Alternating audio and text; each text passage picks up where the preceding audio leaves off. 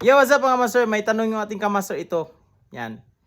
Paiksin ko lang mga master. Ang sabi niya dyan is kung pwede daw gumawa ako ng tutorial ng kantang specific Goodness of God na sa Key of G.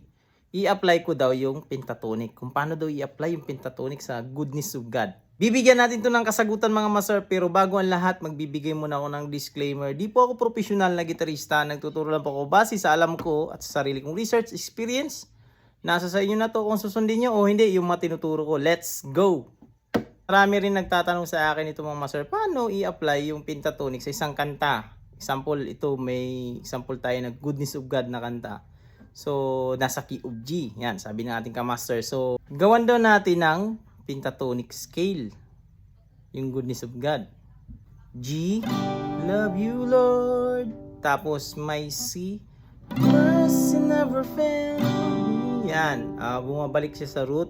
All my days. Then nag-change siya ng chords dito. E minor, C, D. Yan. Yan yung kanyang chords ng stanza niya. Then sa chorus part niya mga master is meron tayong C. C yung kanyang chorus part. All my life you haven't taken. Yan, balik sa G. Tapos C, yan, na na na na, yan. So sa video na to mga master, ang ika-cover lang natin dito mga master is yung kanyang isang stanza lang, tapos kukuros na tayo agad, yung parang ganito lang siya.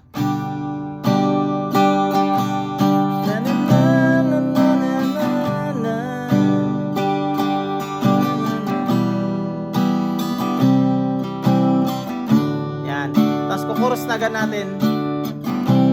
Yan. Ganon yung gagawin nating backing track mga master. I-record ko muna to mga master. Ito mga master, may na-record na ako mga master. So, ang re-record natin is stanza.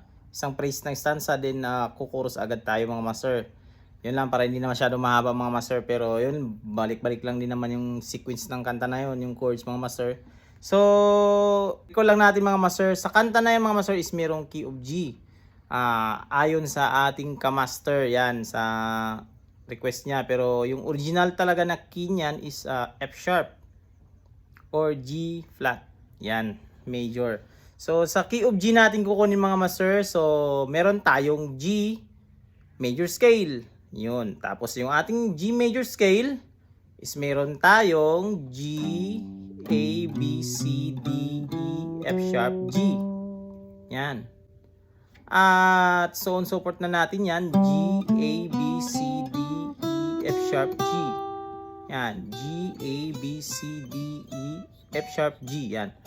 Pareho lang yan. Ito ay nag-o-octave lang mga master. So, kukunin natin siya dito mga master. Example, melody yung kukunin natin dyan mga master. Kasi kanta na Goodness of God is wala naman siyang ad-lib. Wala naman din siyang mga solo part. So, gagawin natin, melody yung gagawin natin dito mga master. So, ito ipi-play ko mga master. 3, 2, 1. Chorus na tayo.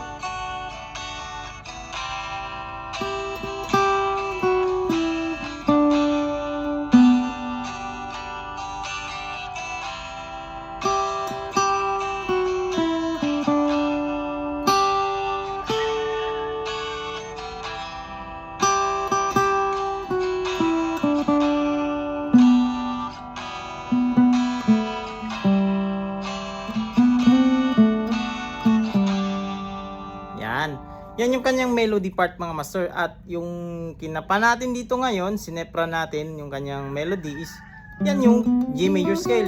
Yan.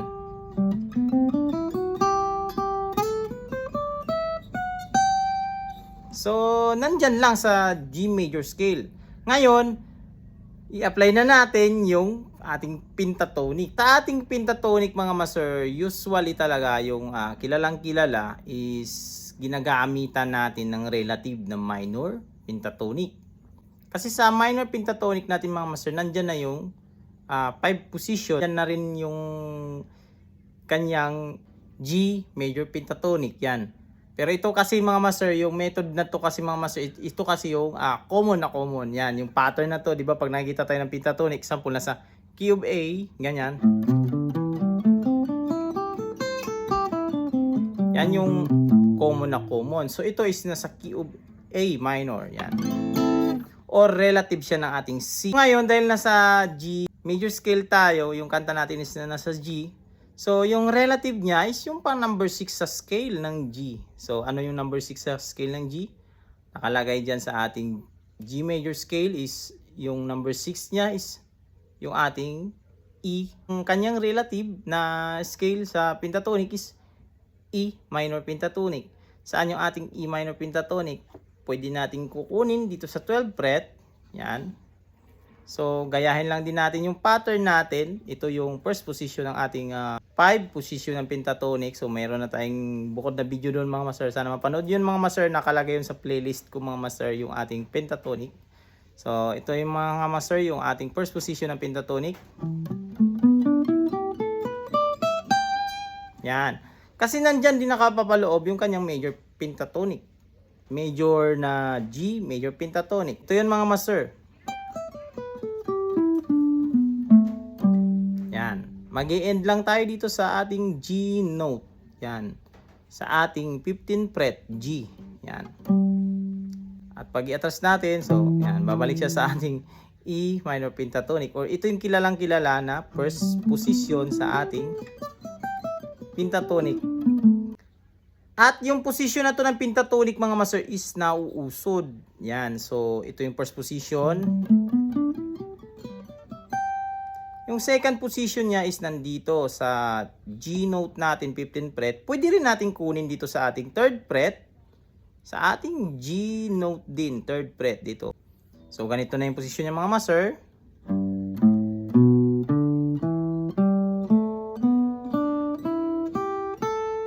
Yan. Third position niya is ito yon. Yan. At yung ating fourth position is ito yon.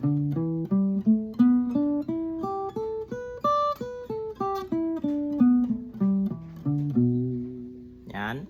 At yung ating fifth position is ito yon.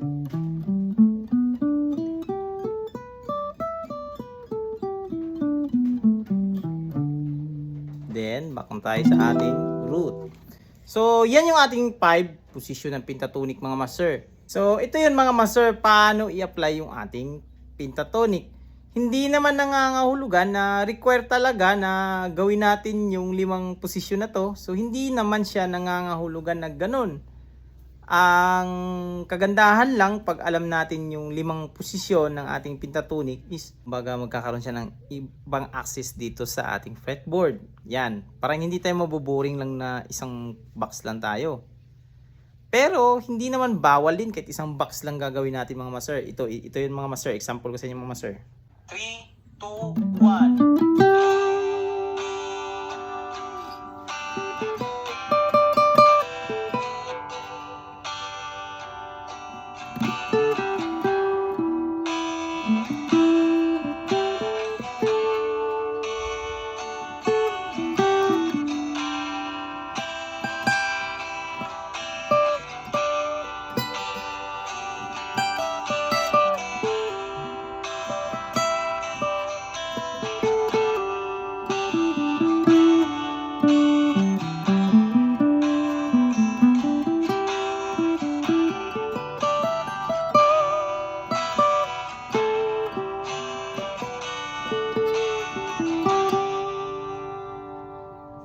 Yan. Kung napapansin niyo mga master, hindi ko sinali ito. Yan. Kasi wala naman yan sa ating pentatonic mga master. Yung ating pang 7 na nota sa ating G major scale. Kasi yung major scale natin mga master na pentatonic, yan, ay tinanggal yung number 7 at number 4 sa ating G major scale. Yan. Kumbaga, ito kasi number 7, yan. At ito, yung C note is number 4. So, imbis na ganitong gagawin ko sa chorus, so, hindi ko ito sinama. So, nagrekta na agad ako dito sa E. So, ganun yung ginawa ko mga master kasi hindi nga siya saklaw sa ating pentatonic. Pero, hindi naman yung nangangahulugan na hindi pwede yun. Kasi pwede naman nating i-mix na mag-pentatonic tayo at mag-major scale. Pero ito is pentatonic pure lang talaga yung ilalagay natin mga master. At ito na mga master kung paano mag-apply sa lima na natin na posisyon ng ating pentatonic. I-apply na natin. Hindi naman nangangahulugan na pag limang posisyon ng pentatonic is kailangan sunod-sunod ka talaga doon. Kumbaga mag-start ka sa first position. Yan, example dito ako mag-start first position. Yan. Then, kailangan sa susunod is ito yung second position niya. Yan, third position, so on so forth. Hindi po ganun mga master.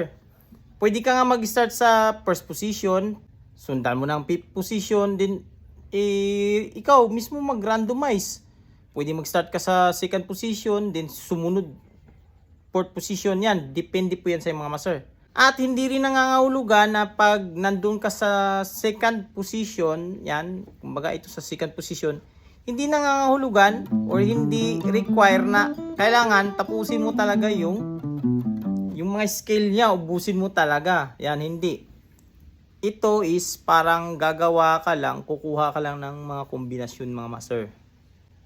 Example ko, ang unang approach natin is dito tayo mag-start sa first position. Sa ating first position mga master, ito yung mga nota niya. Yan. So, pwede kang kukuha lang dyan ng tatlong nota lang sa first position. Example, kukuha lang ako dito, yan. 12 ng ating D, 12, 13, at 12 ng ating G. So, ganito siya. Yan. Ganun lang. Then, lilipat na ako ng ibang posisyon. Ito, unang example ko is sunod-sunurin natin mga master. So, first, second, third, fourth, hanggang fifth. So, ganito siya mga master. 3, 2, 1. First position, second position. Third position. Fourth position. Fifth position. First position. Yan, ganyan siya mga master. Ang mangyayari mga master. So, ito is ira-random ko siya mga masters. So, ito yun mga master. Third position ako muna.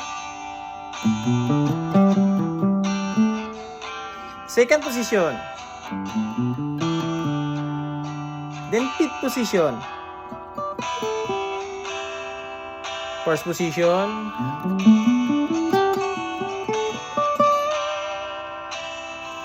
Third position.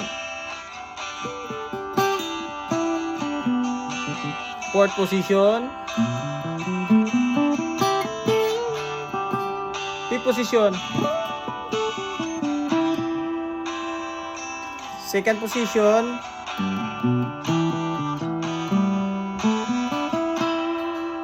First position. Yan. Ganun lang siya mga master. Parang nilalaro mo lang siya. Hindi talaga sabing problemahin mo talaga ano kaya yung gagawin ko ganyan. Parang ini-stress mo kumbaga yung sarili mo. Parang pinupush mo yung sarili mo na kailangan mong gawin to ganyan. Hindi. Dapat ganito siya mga master. Relax ka lang. Tiwala ka sa daliri mo. Tiwala ka dun sa naaral mo. Kasi siyempre naaral mo na to. Meron ka ng mga practice about dito sa pentatonic. Ngayon, ang tanging gagawin mo na lang is magtiwala ka sa scale. Or magtiwala ka doon sa inaral mo ng mahabang oras, mahabang panahon. Yun kasi yung mga master. Kasi pag nandiyan kasi sa isip natin na parang doubt pa rin tayo dyan. Kung ano kayang gagawin, parang natataranta tayo. So, yun, mawawalan tayo ng diskarte mga master. Hindi tayo makakagawa ng mga solo, ng mga imprunto. Kagaya ngayon, yung ginawa ko is imprunto lang. Yung tawag nun is tiwala lang ako dun sa inaral ko kasi inaral ko na to ng mahabang oras. Kumbaga parang nilalaro ko na lang talaga siya na parang ano na lang sa akin, normal na lang sa akin. Kasi dahil inaral ko siya at nagtiwala na ako doon na kaya kong gawin yun. Kasi alam ko yung mga posisyonan ng daliri kung saan. Ganun siya mga master. As beginners or intermediate guitarist, yan kasi kadalasan ang ating problema. Kumbaga, pag may mga impronto on the spot, na ano tayo, parang ano kayang gagawin ko dito, ano kayang ilalagay ko, ano kayang combination, ano kaya ganun. So, relax ka lang, tiwala ka sa kakayanan mo, tiwala ka dito simpre sa inaral mo. Kasi inaral mo na yan eh. Hindi mo na yan siya pag-isipan ng lubusan talaga na parang to the point na natataranta ka na. Yan doon na mag-i-start. Kasi pag natataranta ka na, yung mga inaral mo ito, yung 5 position, mabablangko ka na dyan. Hindi mo na alam kung saan ang susunod. Kumbaga hindi na magkakaroon ng synchronization yung isip mo at yung mga daliri mo. Kumbaga sasalungat na kung ano yung iniisip mo, hindi na i-reflect ng ating mga daliri. Kumbaga hindi na siya susunod dahil natataranta na tayo. So yun siya mga master. Sana nagkaroon kayo ng ideya nito mga master at nasagot natin yung tanong ng ating kamaster. So hanggang dito lang sa video. This is Mark Music. God bless you all. Peace out.